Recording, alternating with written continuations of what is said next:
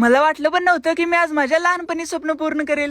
तर आज कधी मी जाणार होतो नाईकबाला, ते पण 130 किलोमीटर लांब. पहिला तर असे कपडे ते घालून आवरलं, आणि कधी पण बाहेर जाताना कधी एक गोष्ट मी कायम करतोय, ते म्हणजे माझं फेवरेट परफ्यूम पार्क एव्हेन्यूचं कधी फोऱ्या वापरायचं. कारण की याचा वास म्हणला कधी एकदम टॉप मध्ये येतोय. सकाळी एकदा मारलं कधी 8 ते 10 तास निवांत राहतोय. जवळपास 10,000 पेक्षा जास्त कधी पॉझिटिव्ह रिव्ह्यू पण आहे. मी तर याला लई दिवसापासून वापरतोय, आणि अमेझॉनवर सेल चालू असल्यामुळे कधी निम्म्या किमतीत मिळाली, ते पण फक्त 399 रुपयाला. त्यामुळे कमेंट मध्ये फक्त लिंक टाईप करा, याची लिंक तुम्हाला मी डायरेक्ट पाठवतो. आता मग नाईकबाला जाण्यासाठी की आम्ही सकाळी लवकर आवरलेलं. मी आणि करण की आम्ही दोघं जण निघालो होतो. सांगलीमध्ये आल्यावर ना की आम्ही थोडा वेळ इथे थांबलेलं. मी तर रिअल मध्ये पहिल्यांदाच बघायला तो. लय काय नाही, तेवढंच 50 रुपये देऊन की मी पण तिथनं निघालो. जाताना मग आष्टा कराड असं बाकीचे सगळे गाव करत की आम्ही ढेबेवाडी मधून पोहोचलो. इथं आल्यावर ना पहिल्यांदा घोड्याचं दर्शन केलं, आणि इथनं वरती जाण्यासाठी की 2 रस्ते आहेत. त्यातला एक पायरीचा आहे आणि एक असं गाडी घेऊन जाता येते. आम्ही तर असं गाडीवरनच की असं डोंगरावरती आलं, आणि मंदिरात बघतोय तर एवढी जास्त गर्दी होती, त्यामुळे असं वरच्या मजल्यावरनं दर्शन करूनच की आम्ही नारळ फोडलं. त्याच्यानंतर आलो मग आपले स्वप्न पूर्ण करायला. लहान होतो की नाही त्यावेळेस मला हे हेलिकॉप्टर की लय घ्यायचं होतं. ते स्वप्न की मी आज पूर्ण केलंय. तसं आता खरोखर हेलिकॉप्टर घ्यायचं स्वप्न, पण बघूया आता ते पण कधी पूर्ण होतंय. बाकी मग इथलं सगळं आवरून की आम्ही नंतर घरी निघालो.